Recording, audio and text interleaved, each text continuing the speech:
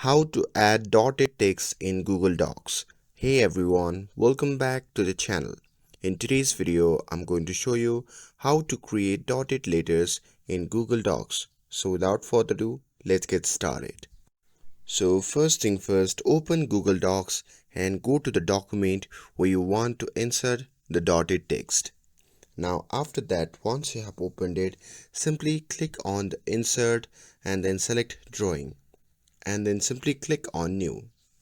And now after that, in the drawing interface, simply go to actions and choose word art.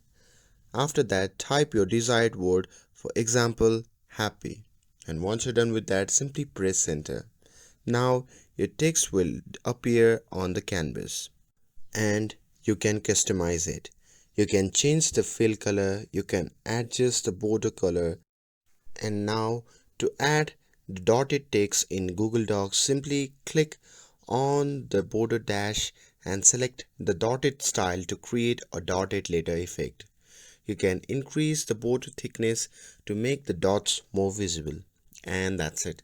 Your dotted letters are now ready in Google Docs. With this, if you found this video helpful, then don't forget to like, share and subscribe to get updated for more videos. Thanks for watching and I'll see you in the next video.